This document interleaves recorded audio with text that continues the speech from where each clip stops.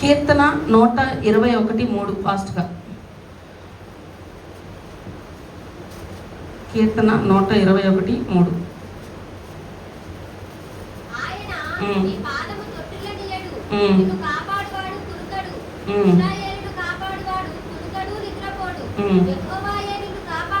చాలండి.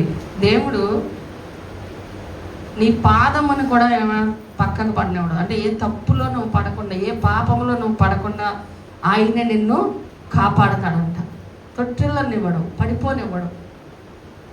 ఆయన బ్యాలెన్స్ చేస్తాడు, ఆయన సరిచేస్తాడు అవసరమైతే. అది కూడా కాపాడబడ్డమేగా. ఎంతమంది పాపంలో పడిపోయి, లోకంలో పడిపోయి, లోకాసంలో పడిపోయి వెళ్ళిపోయిన వాళ్ళు లేరు? దేవుడి సన్నిధి కోల్పోయిన వాళ్ళు. అలా పడిపోకుండా, తొట్టిల్లకుండా నిన్ను జాగ్రత్తగా ఆయన కాపాడుతున్నాడు. అది ఎన్నిసార్లు పడిపోయే వాళ్ళము, ఎన్ని ఆఫర్స్ మనకు రాలేదు. పాపంలో ఫ్రెండ్స్లు కావాలంటే ఇంకేదో వస్తూ ఉంటాయి. ప్రతి ఒక్కరికి శోధన వస్తుందండి. శోధన రాకపోతేనే వాడు సరైనవాడు కాదంట. పరీక్ష అనేది ఖచ్చితంగా ఉండాలి. అప్పుడే కరెక్ట్ విశ్వాసి, కరెక్ట్ స్టూడెంట్. వాడు పరీక్షకు భయపడేవాడు, పరీక్షలు పారిపోయేవాడు, పరీక్షలు ఉంటే చదువు మానేసేవాడు సరైనవాడు కాదు. పరీక్ష రావాలి, సరిగ్గా చదివేవాడికి ఎప్పుడు పరీక్ష వస్తుందా, నా టాలెంట్ ఏంటో తెలియాలని ఎదురు చూస్తాడంట. విశ్వాసి అయితే నువ్వు దేవుడిలో నిజంగా బలంగా ఉంటే ఏదొచ్చినా ప్రభా నువ్వు ఉన్నావు కదా, నాకేంటి భయం, ఆపద రాని, రోగం రాని, సమస్య రాని, గొడవ రాని, ఏదైనా రాని దాన్ని తీసుకెళ్ళి దాటించే దేవుడు నువ్వు ఉన్నావు కదా అనే ధైర్యంతోనే ఉంటాడు విశ్వాసి. ఎందుకంటే ఆయన కాపాడతాడు కనుక.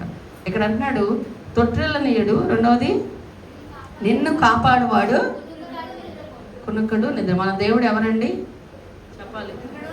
కునుకడు.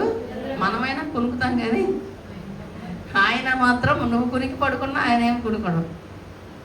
అలాంటి ఒక గొప్ప దేవుడిని మనం కలిగి ఉన్నాం. బోర్డర్లో సైనికులైనా నిద్ర వస్తుంది, అలసట వస్తుంది, కునుకు వస్తుంది, నీరసం వస్తుంది.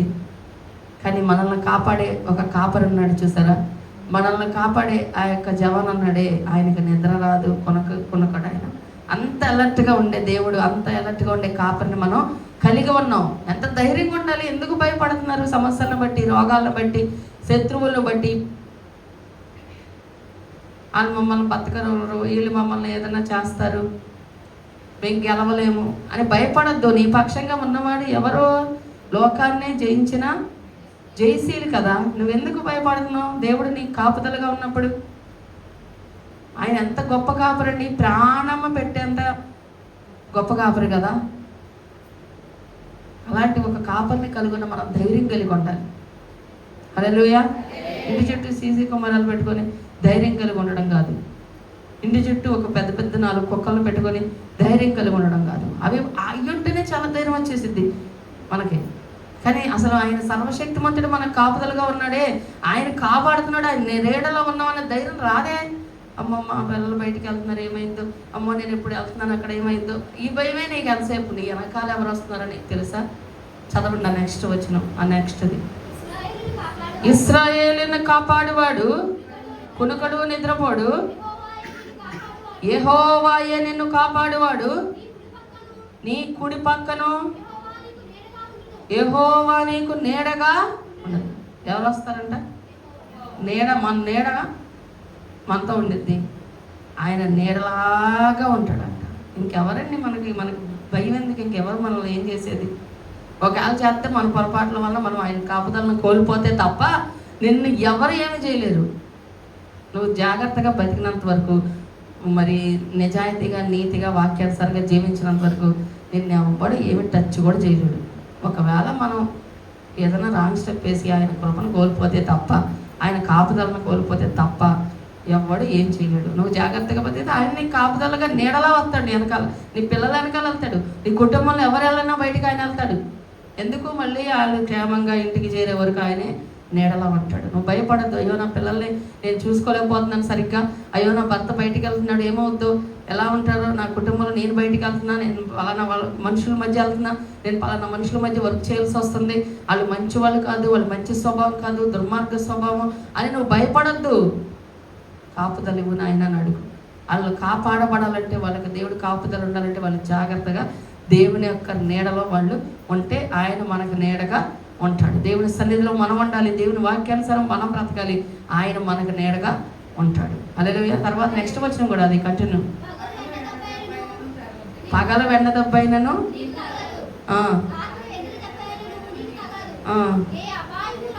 ఏ అపాయము రావదు, యెహోవా నిన్ను కాపాడను,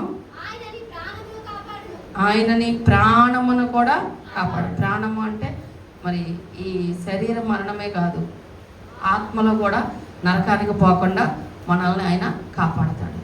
నరకానికి పోవడం అంటే పాపం చేసి పడిపోయి నరకానికి వెళ్తాం. అలా ఏ పాపంలో పడకుండా కాపాడుతూ దేవుని దగ్గరికి అంటే పరలోకానికి చేరుస్తాడు. అది కూడా కాపాడవే కదా, నరకంలో పడకుండా కాపాడుతాడు కదా. చూడండి ఎన్ని రకాల కాపాడలు ఆయన మన పట్ల చూపిస్తున్నాడు, ఎన్ని రకాలుగా కాపాడుతున్నాడు. మనం సింపుల్గా ప్రార్థన చేస్తాం, యానం కాపాడని. ఆయన ఎన్ని కాపుదల దుష్టమైన క్రియల్లో పడకుండా కాపాడుతున్నాడు, శత్రువులు మనుషుల నోట్లో పడకుండా కాపాడుతున్నాడు, పాపంలో పడకుండా కాపాడుతున్నాడు, మన అడుగు తొట్టెలు పడకుండా రాంగ్ స్టెప్ వేయకుండా సరైన గైడెన్స్ ఇచ్చి కాపాడుతున్నాడు. ఆయన నిద్రపోడు కొనుక్కోవడం, అమ్మో ఇప్పుడు నాకు ఆపద జరిగిపోయిద్దేమో, పడుకున్నాడేమో, ఎంటలేదేమో అని భయపడాల్సిన అవసరం దేవుడు కాదు. ఆయన కనుక్కోడు, నిద్రపోడు. అలాంటి అలర్ట్గా ఉండే ఒక దేవుడిని మనం కలిగి ఉన్నాం కదా, అలాంటి ఒక మంచి కాపాడిని మనం కలిగి ఉన్నాం కదా, ఎంత ధైర్యంగా ఉండాలి. కాబట్టి ఎవరైనా సరే తిరిగి వాళ్ళు కొత్త సంవత్సరం మీతో దేవుడు మాట్లాడుతున్న మాట ఇదే, ఏ విషయంలో నువ్వు భయపడద్దు, దేవుడు నీకు తోడుగా ఉన్నాడు. హల్లెలూయా. నెక్స్ట్ అదే కీర్తన 91:11 కూడా చదవండి. 91:11.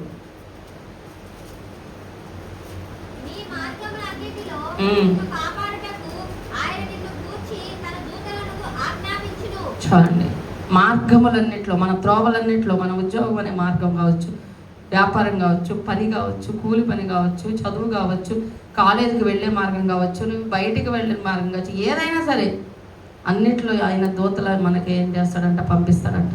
ఎత్తి పట్టుకుంటారు ఆయన. మనం అనుకుంటే ఈయన కింద పడ్డా నాకేం తగలేదు అనుకుంటా, దేవుని దూతలకి ఆజ్ఞాపిస్తాడంట.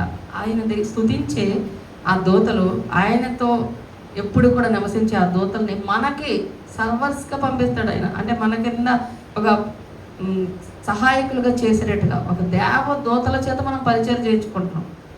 ఎవరికి ఆ కృప దొరికింది అంటే దేవుడు కాపుదల్లో ఉన్న వాళ్ళకేనండి, అందరికీ కాదు. ఆయన కాపుదల ఉండాలంటే నేను చెప్పాను మొదటి, ఆయన చిత్తంలో ఉన్న వాళ్ళకి ఆయన కాపుదల ఉంటుంది. ఆయనకి ఇష్టంగా బ్రతికే వాళ్ళకి, దేవుని సన్నిధిలో ఉండే వాళ్ళకి, వాక్యం ప్రకారం జీవించే వాళ్ళకి ఆయన కాపుదల ఉంటుంది. వాడు ఎవరికి ఈ లోకంలో ఏ రోగానికి, ఏ మనుషుడికి, ఏ జీవోకి, ఏటికి భయపడాల్సిన అవసరం లేదు. హల్లెలూయా. మన మార్గములన్నిటిలో ఆయన దూతని పంపిస్తాడు, భయపడాల్సిన అవసరం లేదు. లాస్ట్గా ద్వితీయోపదేశకాండం 28వ రండి. ఆయన దీవెన ఎలా ఉంటుందో చూద్దాం. ద్వితీయోపదేశకాండం 28వ అధ్యాయము 6వ వచనం.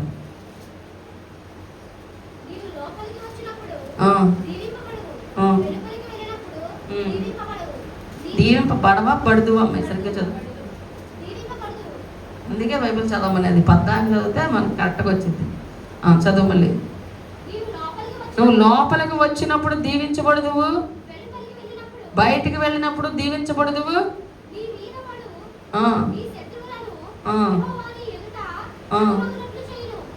సరే వద్దులే, ఒక పాయింట్. నువ్వు లోపలికి వచ్చినప్పుడు దీవించబడదువు, నువ్వు వెలుపలికి వెళ్ళినప్పుడు దీవించబడు. అంటే లోపలికి రావడం ఒక దీవెన, బయటికి వెళ్ళడం కూడా ఒక దీవెన. హల్లెలూయా. ఇప్పుడు బయటికి వెళ్తున్నాం ఎందుకు, వాళ్ళకి అది దీవెన, అది ఒక ఆశీర్వాదం. అది తెలుసా? కీర్తన గ్రంథంలోకి రండి. 127వ కీర్తన 5వ వచనం చదవండి. కీర్తన 127.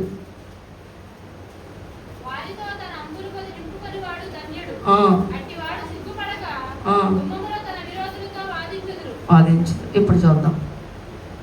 గుమ్మములో తమ విరోధులతో వాదించదని అన్నాడు కదా. గుమ్మములో ఎవరుంటారు? మన గుమ్మంలో ఎవరుంటారు తెలుసా మీకు? శత్రువు ఉంటాడండి. దేవుడు ఇంట్లో ఉంటాడు. గుమ్మం దగ్గర పెట్టేద్దాం ఆయన్ని.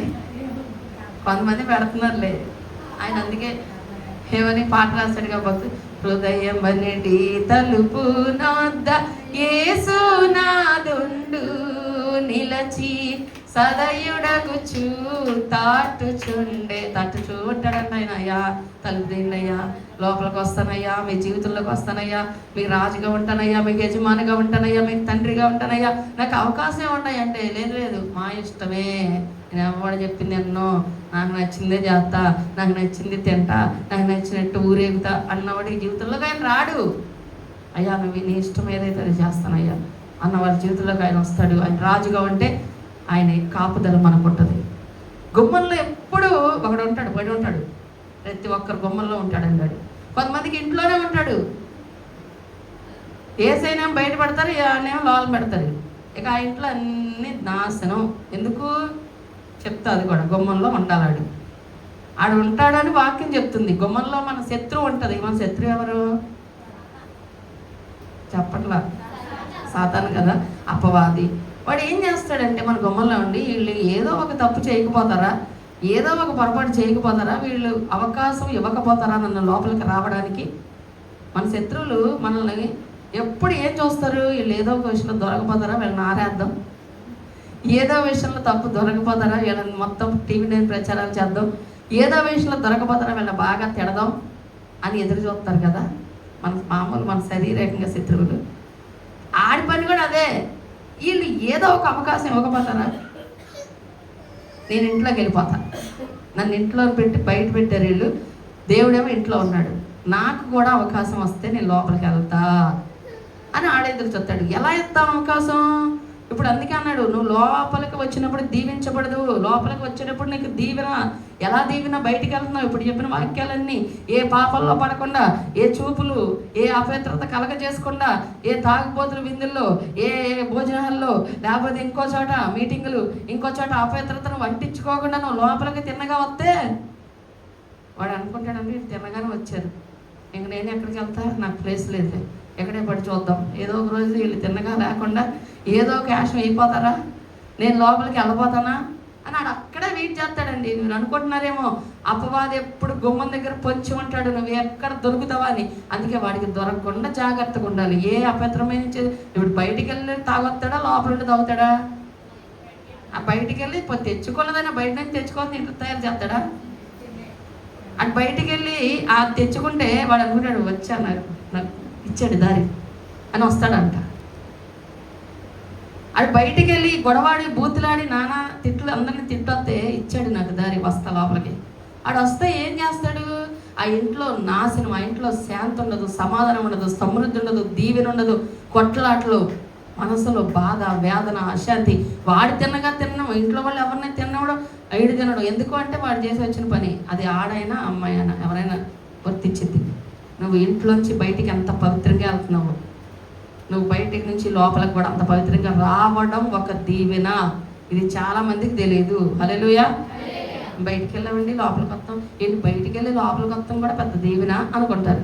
నువ్వు బయటికి ఎలా వెళ్ళావో, ఎంత చక్కగా స్నానం చేసుకుని వెళ్ళావో, ఎంత చక్కగా మంచి ప్రార్థన చేసుకుని, ప్రభా ఏ పాపంలో పడకుండా ప్రభా వెళ్తున్నానయ్యా, పనికి వెళ్తున్నానయ్యా, అక్కడ ఎవరు ఏమన్నా సరే సైలెంట్గా తలదించుకుని ఉండాలయ్యా, ఎవరన్నా ఏమన్నంటే నా యజమానులు ఏమన్నంటే నేను ఓర్పుతో సహించాలయ్యా, ఏ విషయంలో కోపం తెచ్చుకోకూడదు, కోపం అనేది ఒక పాపం. ఇలా ఏ పాపంలో పడిపోకూడదని నువ్వు ప్రార్థన చేసుకుని వెళ్తావు. అక్కడికి వెళ్ళి అక్కడ నీ యజమాని నిన్ను ఏమన్నా అన్నాడు, వాళ్ళకి 4 డైలాగ్ ఎవడ పడతాడు ఈ మాటలో, మీరు ఎంత జీతం ఎత్తే మాత్రం అని 4 డైలాగులు వేసి కోపం తెచ్చేసుకుని ఆవేశంగా వచ్చేసావు, పోగొట్టేసుకున్నావు కృప. ఇక లోపలికి వచ్చేటప్పుడు ఏమొస్తాడు? వాడు వస్తాడు. అక్కడ తగ్గింపు కలిగి ఉండాలి, విధేయత కలిగి ఉండాలి. నువ్వు వర్క్ చేసే దగ్గర, నువ్వు చదివే చోట, నువ్వు స్కూల్కి వెళ్ళే చోట, నువ్వు కాలేజీకి వెళ్ళే చోట, నీ సార్లకి, నీ యొక్క పెద్దవారికి నువ్వు గౌరవం ఇవ్వాలి, తలదించుకోవాలి. అవసరమైతే ఒక మాట అంటే అలాగే నువ్వు లోపలికి రావాలి. వాక్యం ఉందనుకో మనసులో, దేవుడు వాక్యం మనకు గుర్తుందనుకో, దేవుడు వాళ్ళు ఎదురు సమాధానం చెప్పొద్దన్నాడుగా, ఓకే ప్రభా సైలెంట్గా ఉంటాం అని సైలెంట్గా వస్తాం. అది దీవెన. అలా కాకుండా నన్ను ఇప్పుడు దాకా ఓర్చుకోలేను కానీ ఏంటి నన్ను చూస్తున్నాను వాళ్ళని తిట్టేసామనుకో, అనాల్సిన 4 మాటలు అనేసామనుకో, బూతులు 4 వాడేసామనుకో, అక్కడ పోయిద్ది కృప. ఇక దేవుడు కాపుదల అంటే దీవెన కూడా పోగొట్టేసుకున్నాం. అలా శాపంతో లోపలికి వస్తాం. మనతో పాటు ఆడొస్తాడు, ఎందుకంటే ఆడు వెయిటింగ్, అక్కడ ఎప్పుడు వెయిటింగ్. మీరు గుర్తుపెట్టుకోండి, ఈ కొత్త సంవత్సరంలో నువ్వు ఇంట్లో నుంచి ఎంత పవిత్రంగా బయటకు వెళ్తున్నావు, ఎంత చక్కగా ప్రార్థన చేసుకుని వెళ్తావు. ఎస్ఐ పనికి వెళ్తున్న కాపుదలు, ఎస్ఐ కాలేజీకి వెళ్తున్న కాపుదలు, ఎస్ఐ మరి జాబ్కి వెళ్తున్న కాపుదలు, ఇంటర్వ్యూకి వెళ్తున్న కాపుదలు, లేదా పలానా బంధువుల ఇంటికి వెళ్తున్న కాపుదలు. అక్కడ వెళ్ళిన చోట ఏ గలిబిలు ఉండకూడదు, వెళ్ళిన చోట సమాధానంగా రావాలి. అలాగే ఒక ఫంక్షన్కి వెళ్తున్న కాపుదలు, కోటానికి వెళ్తున్న కాపుదలు. ఇలా ప్రతిదీ నువ్వు ఎంత ప్రార్థన చేసుకొని మంచిగా బయటకు వెళ్తావో అదే ప్రేమతో, అదే సమాధానంతో, అదే పరిశుద్ధతతో మళ్ళీ లోపలికి రావాలి. నువ్వు కంటి ద్వారా పాపం చేయకూడదు. వెళ్ళి నేను ఇంటి దగ్గర గొడవ పెట్టుకొని కోపం తెప్పించి వాళ్ళకి బాధ కలిగేలా మాట్లాడడం, లేకపోతే వాళ్ళు ఏమన్నంటే దానికి రిటర్న్ డైలాగ్ లేదు, ఏమీ వద్దు. నువ్వు ఎలా వెళ్ళావో అలాగే రావాలి. అదే దీవెన. అది కనుక నువ్వు మెయింటైన్ చేస్తే ఈ కొత్త సంవత్సరం నువ్వు బయటికి ఎలా వెళ్ళావో లోపలికి అలాగే రావాలి. నువ్వు ఎంత శుద్ధ హృదయంతో వెళ్ళావు, అన్నీ కడుక్కొని రాత్రంతా ప్రభా పలానా అపవిత్రమైన మాట్లాడే ఆలోచించే ఏంటో ఆలోచనల ద్వారా నాకేంటో అపవిత్రమైన ఆలోచనలు వస్తున్నాయి, ఇవన్నీ కడుక్కుంటాం. పొద్దున్నే నీట్గా స్నానం చేస్తాం. స్నానం అంటే హృదయ శుద్ధి కూడా చేసుకుంటాం. చక్కగా బయటికి వెళ్తాం. కానీ అక్కడ అన్నీ అంటించుకొని లోపలికి వచ్చేస్తాం. ఎవరు అంటారు కొంచెం తిను, పర్లేదు రా కొంచెం తిన, ఏ వద్దొద్దు నేను తినకూడదు, నేను లేదు తిను, అంటించుకుంటాం. ఇంకెక్కడికి వెళ్తాం, ఏం కాదు కాసేపు కూర్చుంటాం, అంటించుకుంటాం. అలా ఏది కూడా అలాంటివి రిజెక్ట్ చేసుకొని అపవిత్రపరచబడకుండా మనల్ని మనం కాపాడుకొని లోపలికి రావడమే దీవెన. అలాంటి ఎన్నో దేవుడు కాపాడుతున్నాడు. హల్లెలూయా. కొంతమందిని కాపాడట్లేదు అంటే వాళ్ళ ఇష్టం, వాళ్ళు నెరవేర్చుకుంటున్నారు. కానీ ఒక్కటి గుర్తుపెట్టుకోండి, నువ్వు వెలుపలికి వెళ్ళినప్పుడు దీవించబడాలి, లోపలికి వచ్చినప్పుడు దీవించబడాలి. అంటే నీ గుమ్మం దగ్గర ఎప్పుడు విరోధి ఉంటాడు, శత్రువు ఉంటాడు. అది నువ్వు మైండ్లో పెట్టుకో. రాత్రి ఆ పిల్ల వచ్చి అమ్మా మా ఇంట్లోకి దెయ్యం వచ్చింది. దెయ్యం కాదు, ముందు అసలు ఆడ ఉన్నాడు బయట. ఇప్పుడు ఆడ అందరికీ ఉంటాడు, ఆ పిల్లకే కాదు, అందరికీ, నాతో సహా ప్రతి ఒక్కళ్ళ గుమ్మం దగ్గర వాడు వెయిటింగ్. ఎందుకో తెలుసా? నాకు అవకాశం ఇస్తే లోపలికి వస్తా. నువ్వు కొంతమంది రానిచ్చారేమో, అందుకే నీ ఇంట్లో శాంతి సమాధానం లేదేమో, సమృద్ధి లేదేమో, దుఃఖమేమో. ఎందుకంటే నువ్వు దేవుడికి విరోధంగా జీవిస్తున్నావేమో. హృదయంలో పాపం, కోపం, అసూయ, ద్వేషాలు పెట్టుకున్న వాడు వస్తాడు.